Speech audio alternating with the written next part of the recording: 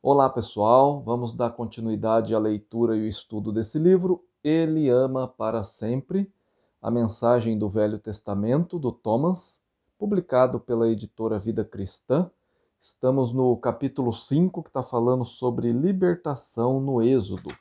Já fizemos alguns vídeos sobre esse capítulo.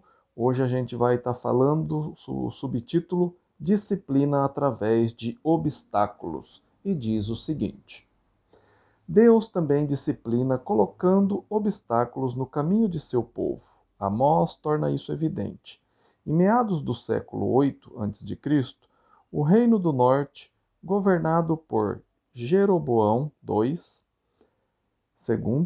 estava em excelente posição política e econômica, mas os pobres passavam por sofrimentos. Amós veio do sul com a mensagem que a prosperidade deles seria de curta duração se não se compadecessem dos necessitados. Amós instituiu, Amós insistiu que Deus estivera trabalhando neles através dos anos, a fim de desenvolverem as qualidades de justiça e retidão para com todos os habitantes da terra, mas não obteve sucesso. Ele primeiro os deixou de dentes limpos, indicando seca, esperando fazê-los cair em si e voltar para ele. Contudo, não se converteram. Está lá em Amós 4:6. A seguir enviou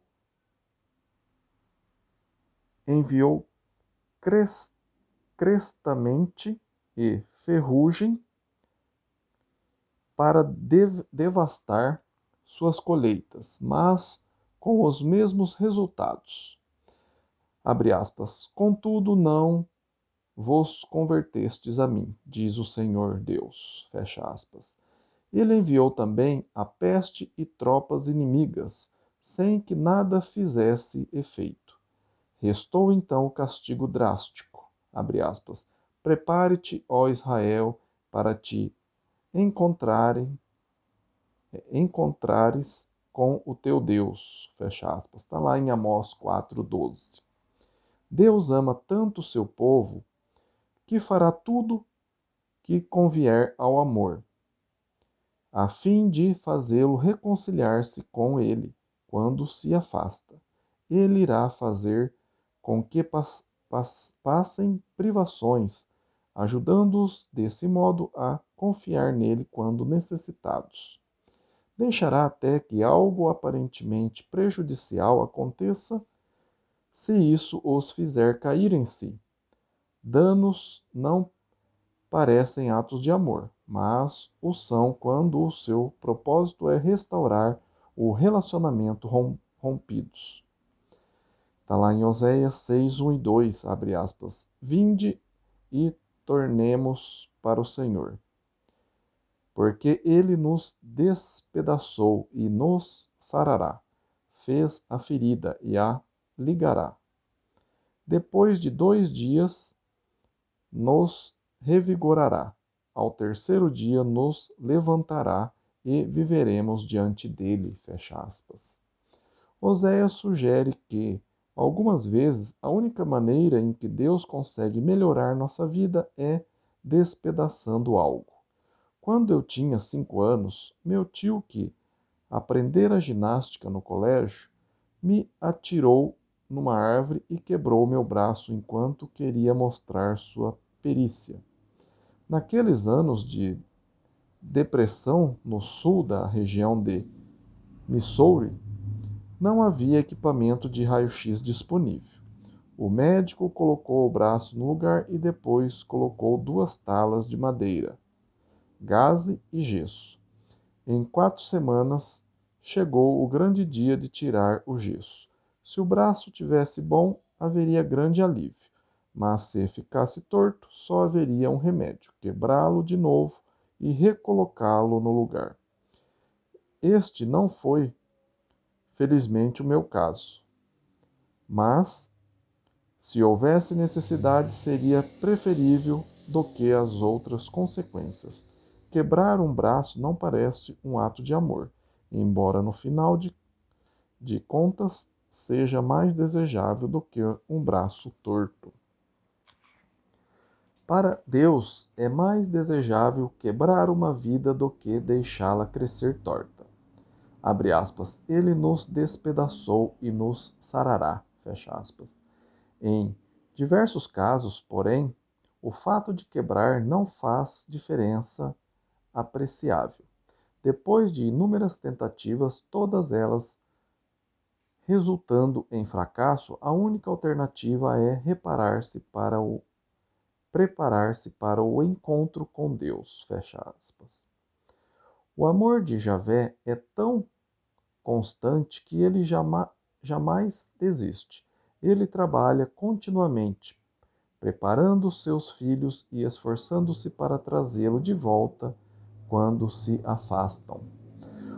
O outro subtítulo, Preparação para o castigo, diz o seguinte: o castigo radical é sempre um último recurso para Deus. Ele não queria que o povo passasse 40 anos no deserto, mas a situação tornou-se tão desesperada, com tanta murmuração e infidelidade, que Deus esgotou todas as suas opções. O ponto final foi depois dele ter feito a sua promessa de aliança. Abre aspas, serei o seu Deus e eles serão o meu povo, fecha aspas. E depois dos 12 espias, um de cada tribo, terem ido pesquisar a terra. Quando voltaram, 10 disseram que não havia esperança de conquistá-la, mas 2 deles creram que, com a ajuda divina, isso seria possível.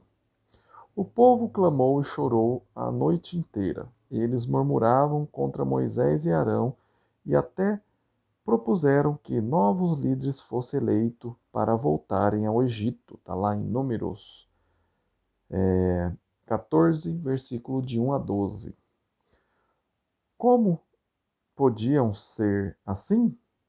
Eles viram o poder de Deus no Egito e no mar, beberam da água e comeram o maná e as cordonizes.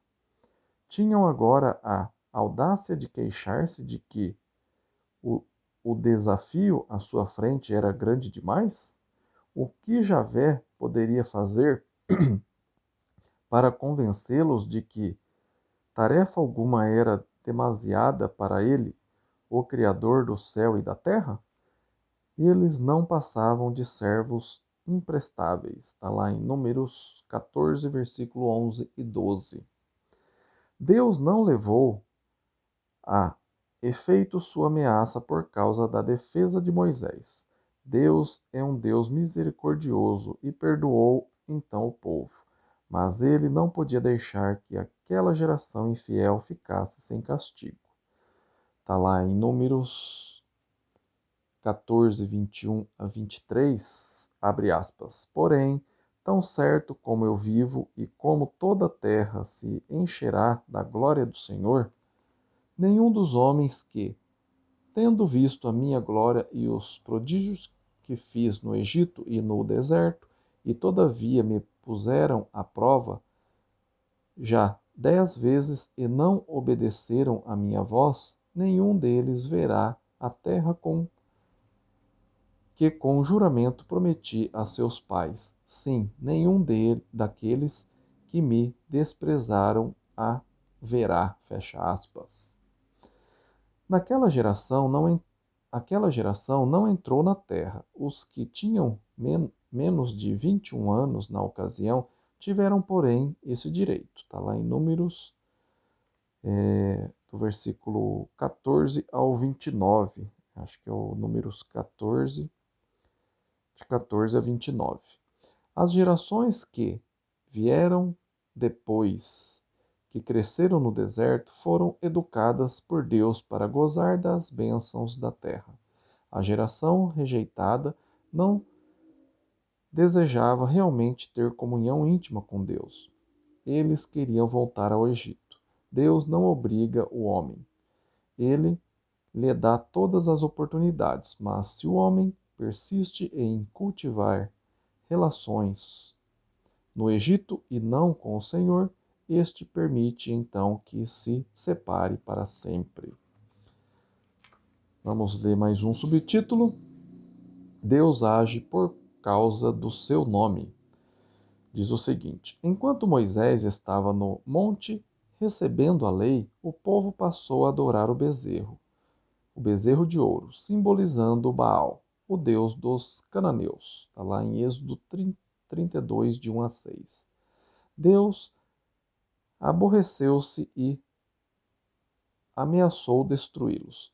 Mais tarde, quando o povo quis escolher novos líderes e voltar ao Egito, Deus decidiu novamente exterminá-los.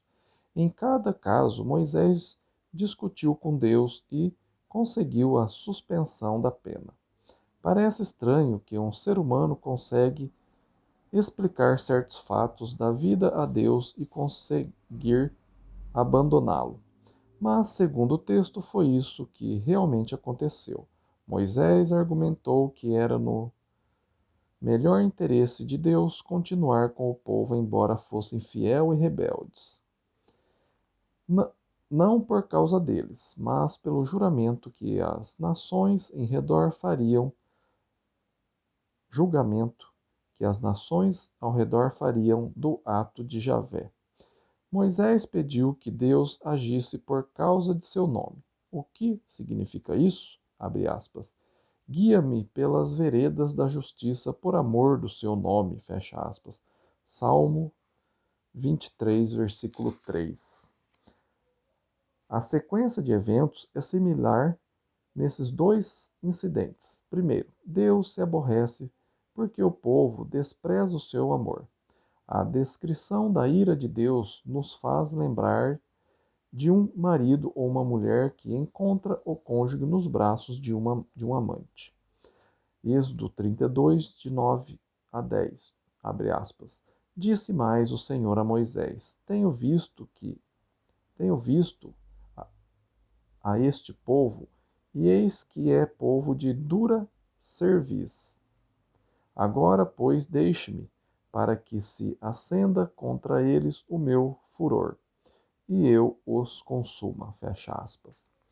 Na filosofia ocidental, fomos levados a crer que tais características pessoais não podem ser realmente atribuídas a Deus. Mas o Deus dos filósofos não é o Deus da Bíblia.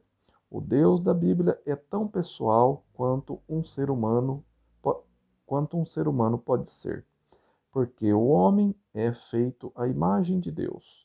Deus tem os traços de uma pessoa, embora os seus atributos excedam de muito os humanos. Deus é um Deus de amor, mas seu amor é tão intenso que quando o ser amado o engana, ele sofre da mesma forma que um homem. O autor de Êxodo não tem dúvidas em descrever Deus como ciumento. Abre aspas. Porque não adorarás outro Deus, pois o nome do Senhor é zeloso. Sim, Deus zeloso é Ele, fecha aspas. Está lá em Êxodo 34, 14. O amor envolve liberdade. Liberdade para amar ou não amar. A coação não é amor, mas a liberdade também envolve risco, pois os avanços do amante podem ser rejeitados. O amor desprezado provoca mágoa, sofrimento e ira. Assim sendo, apesar da teologia cristã tradicional, que rejeita o sofrimento de Deus e afirma a sua impassibilidade, o Deus do Velho Testamento sofre. Ele não se deteriora, não se dissipa, mas sofre porque ama. Em ambos os casos, Deus sofreu como resultado do amor rejeitado pelo ente amado. Vamos parar por aqui, depois a gente vai ler o subtítulo Deus vê a perspectiva humana e o nome de Deus é reabilitado. E aí a gente conclui o capítulo 5, tá bem? Se você está gostando da leitura e o estudo desse livro, Ele Ama para Sempre, a mensagem do Velho Testamento do Thomas, publicado pela editora Vida Cristã, deixa aí o seu like, compartilha esse vídeo com os seus familiares, os seus amigos, suas redes sociais, peça para que ele se inscreva no canal, para que a palavra de Deus seja alcançada para o maior número de pessoas possíveis, tá bem? Se ficou alguma dúvida aí do que eu li, escreva para mim. Meu e-mail está aí na descrição do vídeo, é ronaldozm@gmail.com. Terei o maior prazer de estudar a Bíblia com você, tirar a sua dúvida ou qualquer uma outra dúvida aí que não seja desse livro também, tá bem? Agradeço o tempo que você tem investido em aprender a palavra de Deus, aprendendo aí a mensagem do Velho Testamento, né, que é Deus amando para sempre. E fiquem com Deus e até o próximo vídeo. Amém?